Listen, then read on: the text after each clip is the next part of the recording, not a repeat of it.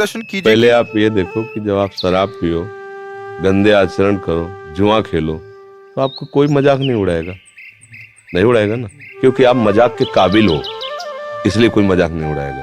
गिरे हुए आदमी को कोई देखता है क्या? जो दौड़ लगा रहा फिर गिरा, फिर उसकी हंसी की जाती है, नहीं की जाती? गिरा गिरा गिरा, जो गिरा पड़ा उसके लिए क्या हंसे, समझना।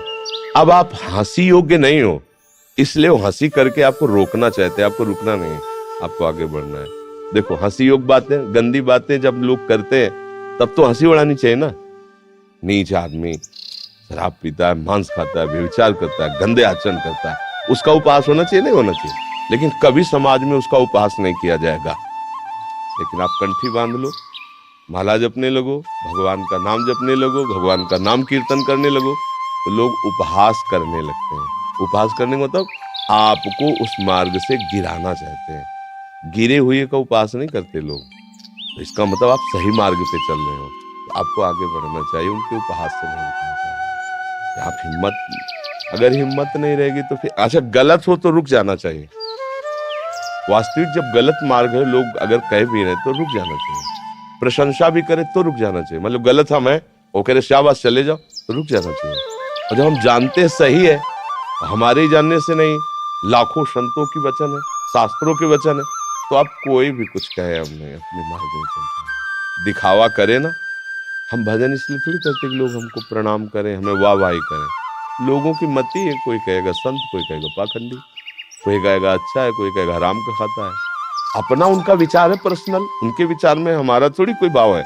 हमें देखना है कि हम क्या हैं, हमारा मार्ग क्या है, बस।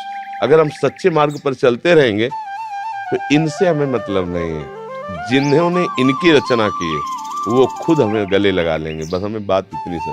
जब मालिक गले लगा लेगा ना, तो फिर सब कृपा करने लगे, क्योंकि सब उन्हीं के हैं, और सही माने में वो ही आकर के ये बात करते हैं कि तुम कैसे खिलाड़ी हो, देखें भला, तुम्हारा विरोध करते फिर खेल के दिखाओ, और आप निकल गए तो वही आगे आकर गले लगा लेते, शाबाश, वाह मेरे बेटे, तूने माया को परास्त कर दिया, मेरे गले से लगा, क्या चाहिए तेरे को, ये बात होती है।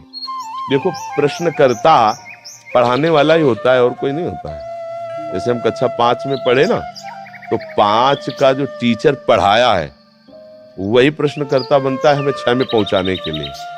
हमको 6 के प्रश्न नहीं दिए जाएंगे, 5 के ही दिए जाएंगे।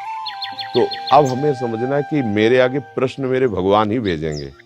कोई मुझे गाली देगा, कोई मुझे अच्छा भी कहेगा। अच्छा कहने वाले की तरफ हमको अनुकूल नहीं होना, बुरा कहने वाले की तरफ हमें प्रतिकूल नहीं होना। वही देखना है, तुम्हारे अच्छा कहने से मेरा कुछ अच्छा होगा नहीं, तुम्हारे बुरा कहने से मेरा कुछ बुरा होगा नहीं। मैं जिस मार्ग में चल रहा हूँ, अभी तुम्हारी मर्जी, तुम अच्छा कहो या बुरा कहो। इसमें ऐसे चला जाता है, किसी का चेहरा देख के नहीं चला जाता है इसमें कि लोग वाह वाह कर रहे हैं तो हम बढ़े, और अगर वाह वाह नहीं कर रहे तो हम फिर नहीं चल पाओगे इस मार्ग में। इसमें केवल अपनी लक्ष्य देखना है, मैं गलत तो नहीं हूँ, और इसका प्रमाण शास्त्र और संतों की वाणी से। 1 करोड़ आदमी एक साथ बोले और एक महात्मा एक बार बोल दे, तो करोड़ आदमियों की बात मानने योग्य नहीं, उसकी बात माननी होगी, क्योंकि वो माया मुक्त हो, एक माया युक्त है। माया युक्त अर्थात इनकी मशीन सही नहीं है कि निर्णय सही कर पाए। वो जो बोलेंगे सत्य बोलेंगे, जो वास्तविक भगवत मार्ग के प्रतीक है। तो मान लो प्रगट में हमें नहीं मिल रहे, तो हम शास्त्र हैं, गीता जी हैं, भागवत जी, सब भगवान की वाणी है, या भगवत प्राप्त महात्माओं की वाणी, उसमें देखना चाहिए। अगर हम सही हैं तो फिर त्रिभुवन में हमें कोई परास्त नहीं कर सकता।